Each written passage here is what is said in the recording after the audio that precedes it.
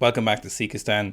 The following video is something a little bit different. So normally we don't do injury things, but I really wanted to get the raw kind of footage and the stuff that Rocco was doing with me for my knee rehab. Anyone who's a regular watcher of the vlogs will know that I've had some knee pain the last few weeks.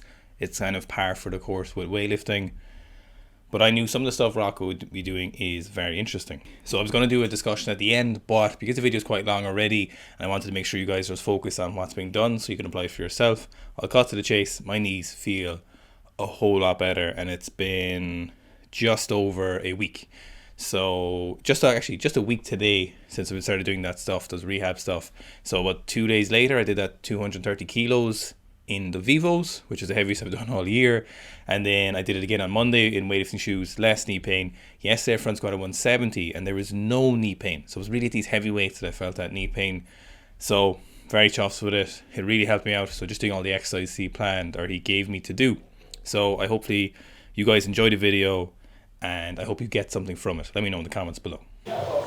Rocco, why don't you introduce yourself a little background? So hi, I'm Rocco Vanzellos. I've been in the industry for like 22 years. I'm a doctor of chiropractic. Got a master's in sport and exercise nutrition. And actually we're here to optimize your biological capacity. Sweet, I'm gonna fix my knees, hopefully. Yeah, hopefully we'll do our best. So what are we gonna do first, Rocco? So first I'm just gonna activate, I hate the term, but we're just gonna use our glutes a bit, see if we have any kind of change in one or the other, okay. See how you feel, how we're actually moving. Right. We're gonna do our adductors, abductors, just a bit with Nick Tominello's kind of band. I love this band. What is it? And then we're just gonna start actually doing more unilateral stuff to actually check what's going on in our quads or hamstrings and around the area. Generally, the knee is, for me, is a really stupid joint if you haven't had an accident. So we need to assess the hip, assess the ankle, and then the knee will sort itself out. Awesome. Okay, so Rocco is gonna demonstrate the first thing. So first we're doing... Yeah, so we're gonna use the band. What we actually wanna do is just see kind of if we're compensating or not. So I just want to bring my the stability in. I want to see how my adductor actually is working, if I'm actually balanced. And then we're going to change sides and we're going to see if actually we're feeling the same kind of feel or feel weaker or out of balance, just so we can see how we're actually moving. So knees bent. Knees bent. Chest up. That's it. Okay, just settling in. Good. Just increase a bit of tension. Bend your knees just slightly more, push your bum back, that's it. How's that look? Good. How you feel? It doesn't feel too controlled. Especially on the way back.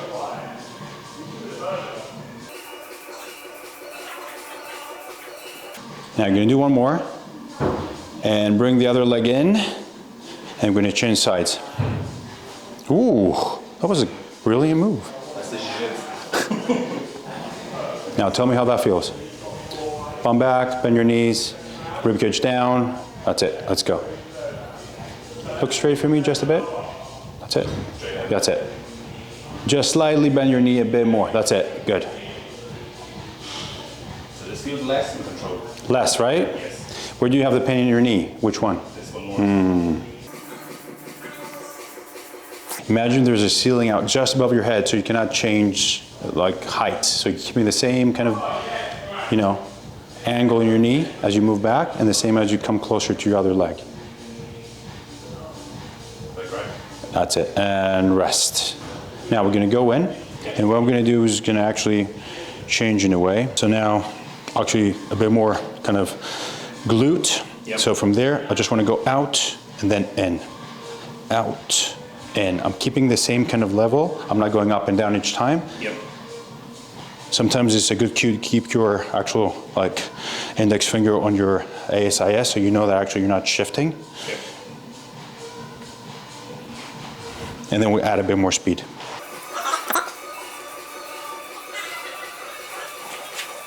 Adding a bit more tension.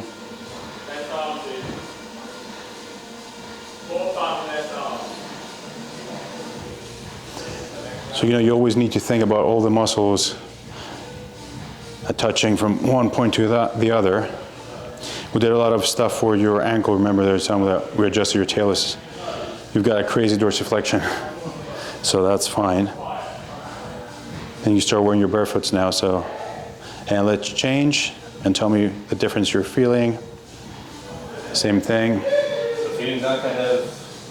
So you check for stability, you check for that kind of burn, if it's the same, if you feel that you're activating the same muscles. Okay, so it's a bit kind of, a little bit of ass, a little bit of quad. Okay. So bend your knees slightly, that's it. So it doesn't feel as strong this way. Doesn't, right? Yeah. Perfect. So now what we're gonna do to actually check that, we're gonna have both feet in. You're gonna keep your arms on your knees, and what we're gonna do is we're gonna start walking backwards and forwards. But I'm going a bit more kind of in a negative phase as I come back. So I'm actually waiting and actually controlling the movement. Okay? Is that it? That's it. Bend your knees, rib cage, that's it. Bend a bit more so you can feel those glutes, and you're gonna feel your quads firing as well. I hate the term firing, but you know what I mean. Yep. How does that feel? Push your bum further back. Kind of feel that in my lower back a little bit. So bend over a bit. Yeah. That's it. Keep your rib cage down, bend your knees more. That's it. Do you feel that in your lower back now? Kind of quads down. Nah, that's it. Kind of quads and ass again? Yep. And rest. So usually I would do that 3 to 4 times. I will start counting like 4, 5, let's say 6 to 10 reps after it starts to burn. But the focus is not on the repetitions, but on the movement. Okay. I don't want to be sloppy or anything. Yes. Like good activity, I focus on what I'm actually using. Okay. So if you felt while you were walking back, your back, maybe you were arching too much. Yes. So always keep your rib cage down, push your bum back, and this can be in a neutral zone. You don't want to be hyperextended or like hyperflexed. So just a neutral zone. You can actually keep that there, and if you feel comfortable that your muscles are like you're not activating it, you're not feeling anything in your lower back in a way, you can start moving, having the band, and keeping your arm there. You can actually see if you're actually changing anything. Because it's not a neutral part, it's a neutral zone, okay? So it's not like, oh, keep the neutral spine. It's a neutral zone, okay? And especially, you know, with all the movements you're actually doing, it's, you know, it's a bit. So what are you seeing there when you look at my stuff? What are you thinking? So when we went out, especially we need adductor work, I would say adductor and abductor, so I would say more kind of, that's what I want to do, like a box step up, which for me, well, research shows that it's more kind of the activation you need, best activation for your glutes. So I'm gonna bring a box, I'm gonna give you one dumbbell on one side, you're gonna do 5-6 steps on it, full extension. Yes. And then we're gonna do the same leg, but you're gonna keep holding on the contralateral side. And then we're gonna switch, and then you're gonna tell me how you feel, okay? Awesome. So either it depends where you feel more comfortable, you can have it down, you can have it up. So from there, I just want you to step up, control everything, I come up, and then I slowly control as I come down. Come up, and then slowly come down. And then I do the same thing, I keep it here, I come up, and I control as I come down. What are you looking for here?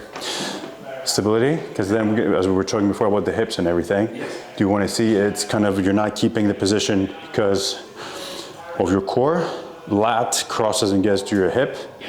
So there are many things, so sometimes like trying to figure it out, you know what I mean? Yeah. As I said before, the knee for me is, if you didn't have an accident or anything, I just don't, either something with your hip or your ankle, okay? So it's, the body finds an amazing way of compensating, or a compensating mechanism, like it's insane. So you want me to one side and Yeah, like 3 or 4 sets on one side, 3 or 4 sets, 3 or 4 reps on the other side, and tell me how that feels. That's it.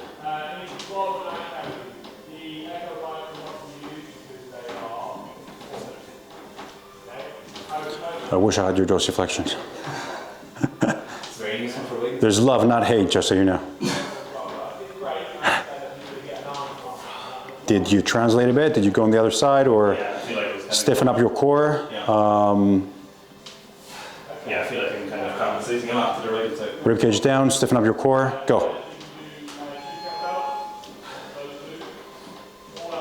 And change sides. Let's see if there's any difference. Ooh, hello. So this pain and the quad insertion side, like the medial or lateral side is the pneumo. Okay. So it continues. A little bit less. A little bit less. Now change your, that's it, and do it again. Less. It's not as controlled as that's the other side. Do you see that? It's more, yeah. So imagine that we're actually pulling, let's say I'm going to add a band, Okay. pull you on this side, Okay. and we'll check if it feels the same. Okay. Okay? Okay. So bring your band. There we go. Tell me if that's going to feel the same. I feel like I'm going to fall over. Don't worry, I'm not putting enough pressure. Oh, it's less pain. Less pain, right? Yeah. Oh, there's no pain. Well, like half as much pain. Stiffen up your core. Yeah, definitely less pain. Less pain. Yes. Good. So we need every time to actually when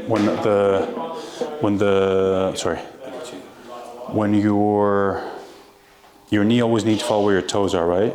So when now you were pushing out, so you're actually following that position, you didn't have any pain while you were doing that, because also, you know, you're a big boy, plus a lot of volume, which doesn't help sometimes, but it should help because you've been training for so long. So actually you've created those adaptations, but if the load is, your body's compensating, yeah. So you're putting uneven forces, you can have that kind of pain. So that's why I said that using CARs, for example, control articular rotations that Andrea Spina has done, which is incredible. That helps with your hips. And then finding actually, so when you were caving in a bit, that's why you're having the pain here, but when you shifted that, that's why I always say that structure plays a role. And don't forget that the muscles are always a slave of the bone. You were fine, okay? What we should do now, so I'm going to write down the protocol that we said we're going to follow, because now we're actually collecting data. We're going to lie down on the ground and just check if our body is, I know you squat like an animal, but we need to check actually some weaknesses, if they're there, and make them the strengths. So what I want you to do, again, keep one leg down. What I want you to do is push your knee down, and you're actually going to see that. And I want you to hold it there for like 7-8 seconds. Usually you might get a cramp, okay? Which for me, that's a weakness, okay? And then we're going to shift, and we're going to change the same thing, and we're going to do the same thing here. We're going to hold it. Don't look at my quads, because in front of you they look like babies. I still can squat 200, but that's it. But I want you to try it and tell me how that feels. Okay.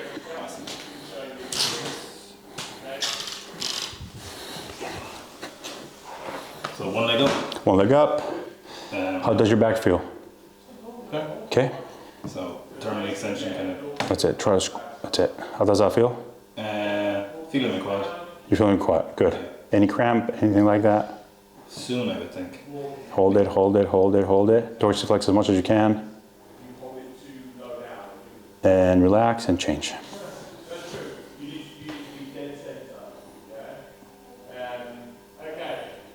That's it. Push your kneecap down. That's it. And change. Let's do one more.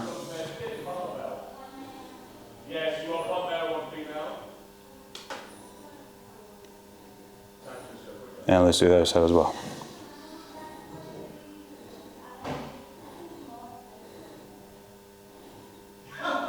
Good. Now, while you did that, what I want you to do is you're going to dorsiflex, and I want you to lift it and then down. Lift it and then down. Really slow, control the movement, fully extend and down. How does that feel? Hamstring stretch. Good.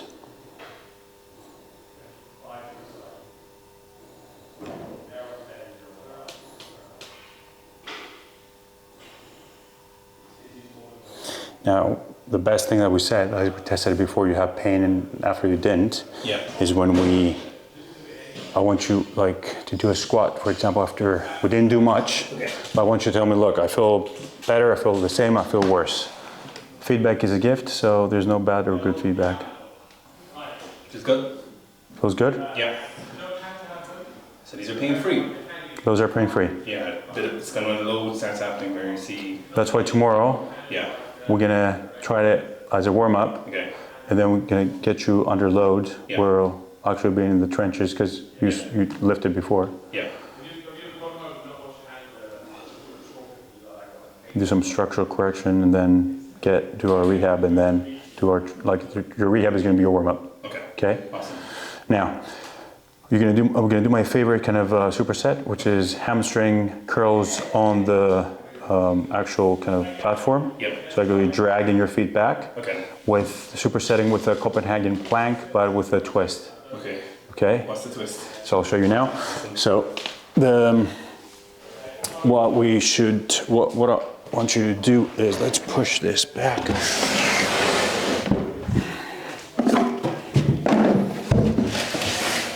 Let's say we'll do it here. So in a hamstring curl, what we're gonna do is, I want you to keep your rib cage down and engage your core as much as you can. I'm dragging it out, control dorsiflex. Before I fully extend, I drag. I'm not arching my back. Again, neutral zone and back. Okay guys, so the audio got cut off here a little bit, so I'm just going to talk you through what Rocco was doing. So essentially he's taking me through some of the other rehab exercises that he wants me doing. So that's the hamstring curls and the Copenhagen plank. So he's just showing me the technique of those, and I'll just point out some of the errors that I was making on the Copenhagen plank. So you watch Rocco, he's kind of hips, knees, ankles, shoulders are all in a really nice straight line as he goes up and down. So they're only moving in a vertical plane and it's going straight up and down, kind of like a piston. And as he does that, he brings up his leg. So it's kind of more of a, I suppose, an attenuation exercise, trying to make it more engaged or more involved when you bring the leg up. Rocco's whispering some sweet nothings to me here, and he's just describing some of the nuances of the technique. Now he's just saying here that a bench is actually better, but just because we didn't have any benches there, we used the boxes. But a bench works a lot better because you can bring your leg underneath and you don't have to be curling the lower leg that's not actively pushing up close to you. So here's me starting with the hamstring curls. Not too bad. He was really focusing on getting me to do this explosive if possible, so slow out and then fast in.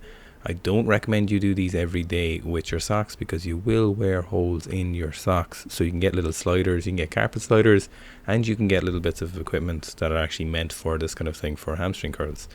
So I didn't actually ask him if normal hamstring curls will work, so on like a hamstring curl machine or banded curls, but I think he's big on the active kind of pushing down with these, as I've heard some other people talk about as well. So it's probably best to go for these first, and then if needed substitute, but they're equipment free, so you should be able to use them. The size of those quads, fucking hell.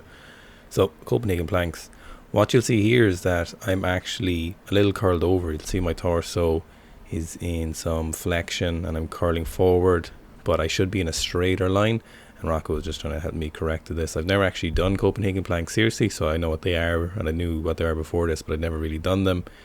I've done plenty of side planks and stuff, but he's trying to get me into the right positions. You'll see when I was doing them that I'm curling my torso forward, I'm curling my chest down, whereas it should be straight up and down in a nice straight line. So you watch Rocco, so he's a little bit cramped here because of the position he's in, but he's just trying to show me the condition of the exercise and the movement, and so to make sure I'm getting it right.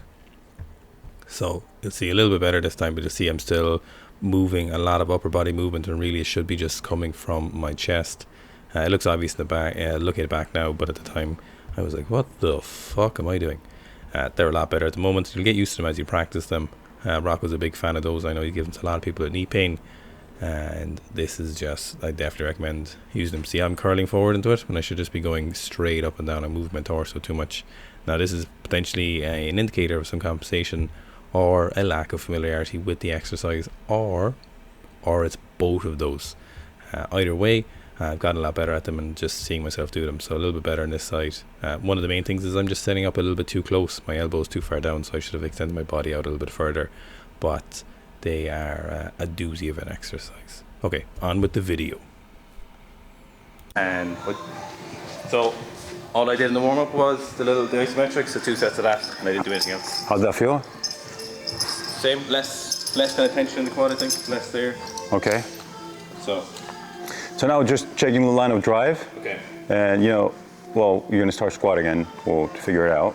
Okay. And then You just say whatever you're thinking out loud. So. Okay. Normally I grip a little bit closer, but the tricep thing's a little bit, sore. So.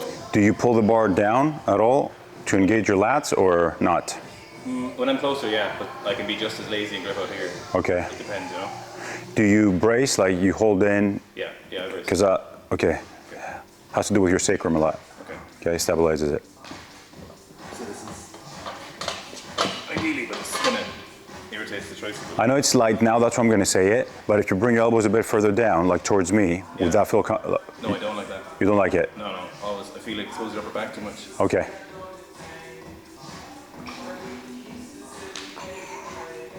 Can you just push slightly, if you turn just slightly your toes out, like a centimeter, and tell me how that feels.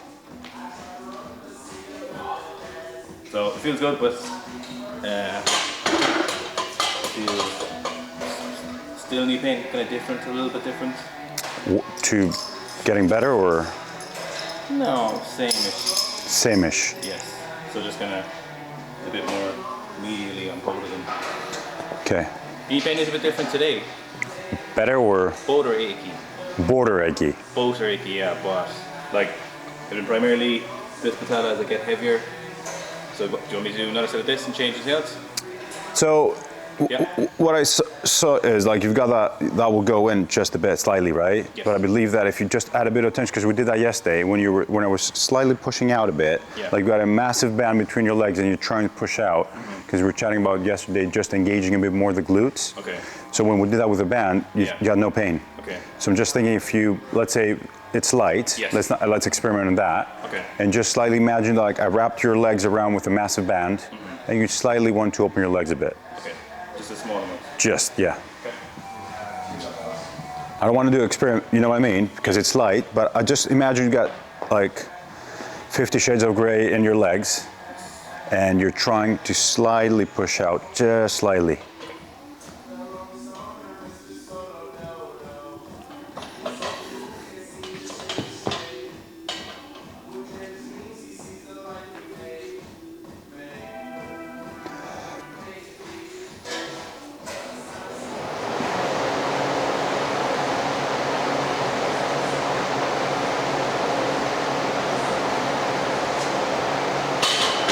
How was that? Different. Different to The left, you painted the left one, but maybe same or a little more on the right one. So remember when we were doing the differences yesterday, you felt that one was pushing a bit more, especially when we did the glutes. Yes. On the other one, we're doing more reps in order to feel it, and the other one was, so maybe I know it's going to take a bit of a tweak. Yeah. Add a bit more, just a bit, More. Okay. just a bit. But in the other one, it just disappeared, right? Yeah. Okay, makes sense. Oh yeah, a good bit left. Still sore in the right knee? Only in the right knee. I think so. Yeah, I'm not sure. It's taking my attention to focus on it. I didn't feel the right knee, You didn't feel that at all. So it's a line of drive. Like, as I say, alignment plays a massive role, even though whatever people say, oh, that's bullshit. Yeah. And imagine that, right? When you've got a massive VM, like it's gigantic, so it will be pulling the patella in a bit weird way. Yeah. Plus, your patella will not have enough space because that teardrop is like down to your tibia, right? And anatomically, we're all different. We're not delicate snowflakes, but you know what I mean. Everything plays a massive role. So I believe that you kind of creating your own compensation of actually keeping that line of drive. Okay. So I believe that imagining you have that band and keeping that close grip, like you're actually having like two newspapers underneath your armpit, everything is well connected. It's like drawing the lines, the dots. All right, Rocco. So after doing some treatments for my knees, done some rehab stuff, seeing me squat there, kind of fatigued. What are your thoughts? What's kind of recommendation going forward? So, you're doing a lot of volume, right? Absolutely. Like tons of volume. My body knows that. Yeah, I bet. So we need, as much as we put into our training, we need to start taking care of our bodies in recovery and like making our weaknesses kind of, I'm not saying you're weak, strength. So like you've seen when we're doing that, like when I saw that video when we do the snatch, right? You saw kind of that jolt when we're coming back. Yeah. But for me is, I remember like Coach Rocco always said, is like everything needs to be locked, everything needs to be focused, everything is on point. Because every time, like when you were coming up and you're doing that to the knee, it's a stress that's not needed, right? And I know it feels light, but bear in mind that most of the injuries happen when in that kind of, and I'm knock on wood. Now, when you need kind of stability, you got massive quads, and you can see that teardrop goes really low down. So, you know, when you started pushing just slightly out, that knee, especially the left one, you had no pain. We saw previously about how when we started doing glute work that, you know, one side was like, oh, I'm not feeling anything. And then we started doing more reps, and like, oh, I started feeling it. But on the other side, we did 8 reps and it's like, oh yeah, I can feel that. So it's really important to either you do it before your training or you allocate it like 2-3 days during the week that we're gonna do those specific exercises. And then we've got data. And then as we go along, you're like, oh, I feel a bit better, or I don't. And we all know that, you know, a tendon, ligament takes a lot more time to heal. The other stuff can do as well. But I'd rather, when it's the knee, I always say we need to always check the hip and the ankle, because if it hasn't been an accident, you know, the knee wouldn't it's done. Yeah. Why do you think some of these things help the knee? What's the reasoning, do you think? On the hip or the... When these stuff does work, or when those kind of exercises and stuff, why do you think they do help? So, you know, everything works like an orchestra, right? We've assessed you and you're capable of doing it, you've proved it. Other people, like, if they're trying to do the same thing, it's, you know, it's not gonna work that way. You've been through numerous adaptations over the years, right? So if let's say you've got guy wires going down, if one guy wire is a bit loose and the other is pulling more, you'll see there's gonna be a kind of inconsistency in the movement. That inconsistency in the movement is going to be creating stress that we don't need, and then pain is going to come. When our bodies, the body, like every bone in your body is like a single synchronous system. So if you're having experienced a problem with your ankle, that would affect all the chain going up. So everything matters. Yeah. So I'd rather checking like are their glutes doing what they're supposed to be doing? Are my like VL with VM are like doing exactly the same thing? Is my rec fem on point? What's happening with my hamstring? Are they actually doing what they're supposed to be doing? Am I keeping that brace when I'm coming up? Am I as I come up, do I have that kind of tension in every muscle in my body when I'm fully extending? What have I done previously that, like we were talking about plyometrics, right? Which is not about making you faster per se, right? We need to check the amortization phase as well.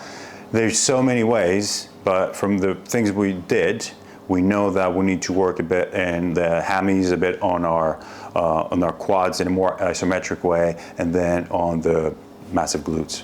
If you had advice for people, if they're going through knee pain now and they've seen some therapists and, you know, they're not really getting anywhere, to the best of your kind of, I know you're big on the individual assessment and makes sense, and rightly so, what would be, if you could give someone some guidance, if they're like knee pain has been going for months and they've seen people and they just can't get on top of it, where? So it depends. Yeah. If, for example, you had a lock and like BJJ, yeah. So that's trauma. So we need to check what happened. So I'm a really proponent of actually doing a proper assessment. Yeah. But let's say you start. Let's say it is tendonitis. Let's say it's a patellotendinitis, right? Yeah, we're sure. The first thing I would do is, first of all, stretch that rec fem in a more active way. Either check for like PNF. If anybody's doing it, do kind of a more active, the thing we did, like pushing your quad on the box and then try to fully kind of stretch it. So you go from an active to passive movement, no more than like, let's say 8 seconds pushing, 8 seconds being passive. Repeat like 3 times. See anything changes. So you remember we did one limb and then you're like, oh, I'm feeling I've got 2 different, you know, limbs. Isometric holds are what we said the other time, like you lie on the floor, what we did, remember? And you can either have like you can have a block underneath and trying to keep that and bring that dorsiflexion in and see what's happening. A lot of people are getting actually like a cramp. I believe that cramp is weakness. Yeah. And then that thing we said with the rec fem. And then slowly, like we need to warm up. Like I see a lot of people sometimes that they go straight in. I've wrote an article regarding that. Your heart rate needs to go up. The oil into your joints needs to start, getting in. And then be a bit mindful what you do during the day, right? Are you resting enough? Are you squatting? Like, is your squat like good? Or you're trying to put weight on just so your ego hits in? I'd rather have a goblet squat and try to have a really good, a perfect squat, let's say. And if you try those 3 exercises and nothing's getting better, maybe there's something else going on. For the record, you've squatted like what's your best squat? 225. So you're not, high bar. You're not someone who's just physio, who's never squatted more than 100 kilos. Oh, no. Usually inject 160. 155, yeah, and deadlifted to 75 for 5, but. So just in case anyone's listening, they're like, okay, look what. I know I look like. People think, you were saying you'd like better squat technique, and people are like, oh, you can't lift big weights is better technique, but. There is, and that's the thing, like we're living in an era now that's like, oh, you shouldn't be saying that. I was like, no, I am. I've seen so many people, like same thing I say about the deadlift, right? That everything needs to be on point. It's like everything has its rules, and we need to be, know the rules of the game and be as crisp as you can, because then there's not going to be any injuries. When someone has tendonitis, Tendonitis. Let's say we're sure it's tendonitis, and when we warm up, the pain goes away, and then we train pain-free. Do you think you are covering up a problem, or do you think that is okay? So if you're definitely tendonitis, you've like 6 or 7 out of 10 pain. You do your warm-up, general warm-up, you get synovial fluid, high heart rate, body temp goes up. Pain goes away, you're able to train totally pain-free, but then after a session it's back, or the next session it's as sore as it was yesterday. Do you think that's a problem, or are you like, that's the nature? What's your thoughts on that kind of? So it will depend how long this pain persists. A person that's been, let's say, in pain more than 2 weeks, a different person, like a chronic pain person with an acute phase pain, is 2 different worlds, right? Yeah. And when people say, oh, your pain is in your mind, in your brain, it is in a way, but it's not. So we know that when you have pain in a specific part of your body, you cannot lift it. The whole thing is inhibited, right? Yeah. So if you're warming up and the pain goes away, we need to check when do you have the pain. When you have it while you're resting on a chair, because I see that a lot of people do that. They sit on a couch. So because of gravity, your knee does that. So you're actually creating a problem there. You're creating micro injuries in a part that before, let's say you were squatting with like 15, 20 sets or 200 kilos. Yeah. Yeah, and you did that again. Or you're doing clean and jerks or whatever. You trained twice, for example, today, right? Yeah. So everything, like, take seriously your recovery. Like, you would never see someone, like, I don't know if you've ever done it. Like, if you have, let's say, a chair, then you put that knee there and you stay for a bit. That pain and that kind of tension you're creating is not going to help matters. Now, if you have anything in your shin, as you said, your tibia or anything there, are you doing, what kind of mobility work are you doing? What kind of accessory work are you doing? What's the goal? Yes. If someone, recreational weightlifter, they've been experiencing this tendinopathy for, let's say, 6 months, and it is going into warm-up, so it's coming back. Are you at that stage, you're like, okay, we need to strip everything back and reassess? Yes, okay. 100%. Because you never know when things are going to go wrong. So pain is a reflex of your body giving you that there's a threat. I see it that way.